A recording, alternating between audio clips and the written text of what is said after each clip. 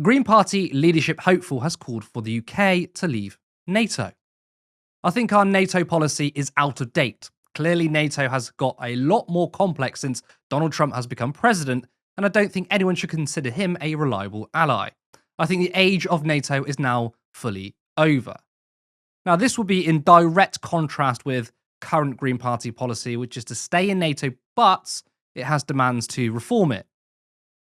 We voted at the last conference to maintain a relationship with NATO and reform it from within, but I think we've reached a point where Donald Trump has made being in an alliance with America very, very difficult whilst he's talking about annexing Greenland.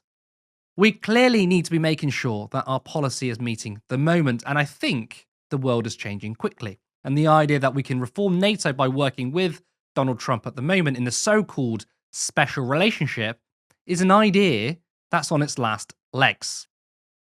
We need to be working alongside people who are working for peace and for democracy and diplomacy in the world, and indeed talking to people we disagree with and doing different difficult diplomatic relationships. Now, Zack said that the Greens need to be bolder. I mean, that certainly is a bold policy. Now, full disclosure, I mean, you probably already know anyway, I've said it enough times, but before the war in Ukraine, I said we should disband NATO. You can probably find a video of me on this channel saying that. Look, NATO is a hangover from the Cold War, and after the Warsaw Pact dissolved, then, I was asking, a lot of people were asking, why didn't NATO also dissolve? I thought all the noise around Russia invading Ukraine was rubbish, and then what happened?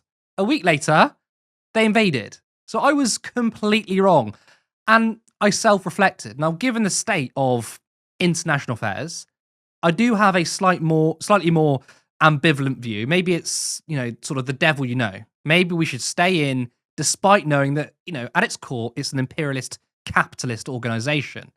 Now, the left is often painted as quite untrustworthy on security. I mean, Jeremy Corbyn in his manifesto is committed to Trident and staying in NATO despite his opposition to both. Callum, what do you make of this? I mean, do you think this is a good or bad political calculation from Zack? It's a tricky one because, I mean, he's not wrong with what he says. Donald Trump just has to wake up on the wrong side of the bed and he could decide that he wants to go to war with somebody. And the implications of that for NATO are, if he upsets the wrong person and somebody invades them or, sends missiles to the US, then immediately we're at war and we have to, under our NATO commitments, we have to get involved with that. And I do agree with Zack in the sense of, I think that the Green Party policy needs to be suitable for the time that we're in, and it needs to be relevant to the politics of the world today. I'm not sure when that policy decision was made. I think it was before I joined the party. So I don't know how long the current policy has been in place in terms of reform for NATO, because it used to be Green Party policy to completely disband NATO, but obviously that's since changed. But politically, I'm not so sure it was a great decision. Zack's obviously running to be the leader of the Green Party. He's going to be standing in the election coming up later this year, and he wants to take the Green Party in a new direction, but he also wants the Green Party to be a good opposition, both to Labour but also to reform. And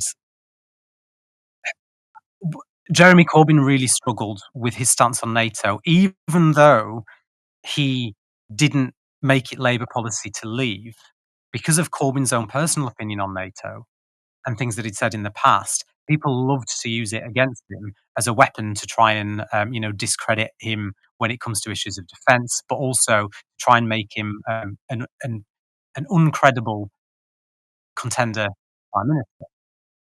And I do worry that at the moment, apart from some questionable comments made to an undercover Sun journalist while Zack was working in another profession, shall we say, there's not an awful lot that Zack's got on him that the press seems to be able to dig up and use against him.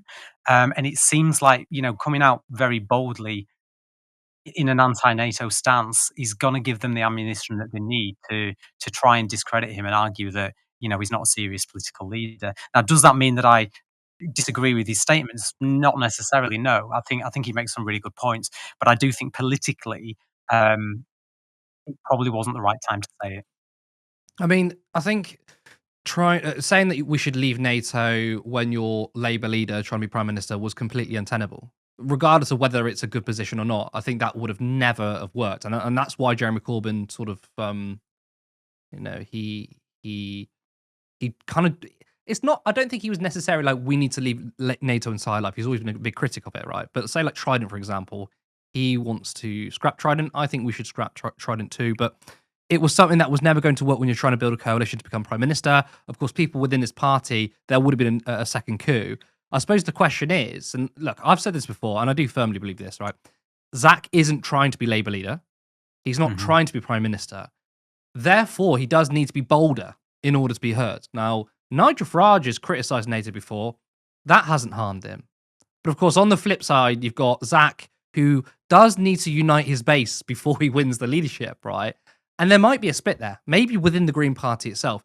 You've got the socialist left, who are way more critical of NATO, some want to leave, and the liberal left, who think we should appear more moderate on defence. So do you think he's potentially caused a self-inflicted divide less than a week since his leadership announcement?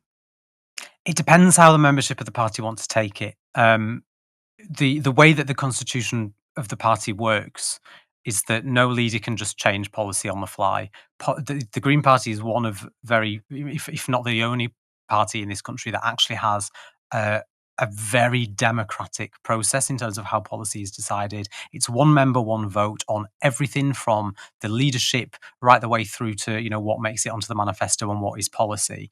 And it's not unheard of for the party leaders to be at odds. I mean, we saw it recently with Adrian Ramsey and Carla Denyer over the decision by the Supreme Court over the definition of woman in the Equality Act. It was very clear. I think it was what Adrian didn't say about it rather than what he did say that made it very clear that his views on that were different to Carla Denyer's. But that didn't change party policy, and the fact that the Green Party supports self-ID. And the Green Party constitution still says that despite the need to be a gender balance in the leadership, between your leader and your two deputies, or your two leaders and your deputy, that the Green Party believe, for the purposes of the leadership, that gender is what the person Hmm. identifies as rather than what was assigned at birth. So even when there are disagreements within the leadership, that doesn't change policy. So doesn't that Um, mean it's a this is kind of the thing. He's announced this policy before he's become leader. Has that not created more problems? Because official policy by the members is to stay in NATO and reform it, whether you think that's has merit or not, but that's the party policy. He's already come into the leadership race saying, by the way, I disagree with our party policy. Now, I think it would make sense if well, the membership didn't vote on every single policy, and by electing a leader, you are de facto mm, electing their platform. That would make I sense. But, I but mean, it may have come at the right time, because next weekend the Green Party have got their Policy Fest coming up, yeah, where Green Party members sit down and hash out ideas and discuss and debate what they think policy should be, what motions they think they want to start looking at taking to conference later in the year to become policy.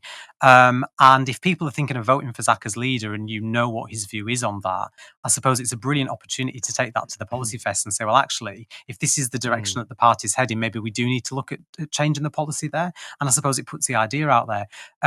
But even if the policy isn't changed, Zack being leader won't change the Green Party's stance on that issue. It will just be it's not like in the Labour Party, where the membership want proportional representation, but Keir Starmer says it's not happening, so it doesn't yeah, happen. If Zack wins the leadership and he is running the Green Party, um, if by some miracle we won the next general election, and there will be another leadership election prior to then, after this one, but let's say Zack's the leader and the policy hasn't changed, he's not going to be able to just suddenly pull us out of NATO because it's what he yeah, wants. yeah. And I think that people sometimes look at it the same way some of the other parties work. But I hear what you say in terms of a divide. I mean, I don't know. The party's quite divided on a lot of issues anyway. I've mentioned this before. You've got the sort of the old, more sort of small c conservative side of the party that have been in the party a long time. They're normally people of a certain age. They've been around through the early days of the climate movement as well, and the early sort of formation of the party.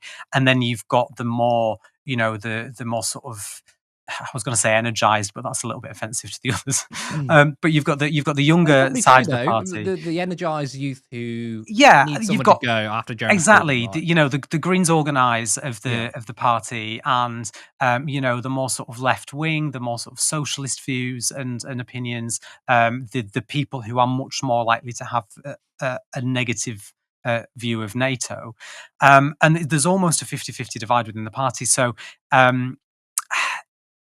it may potentially harm his credibility going into the Mm. leadership race.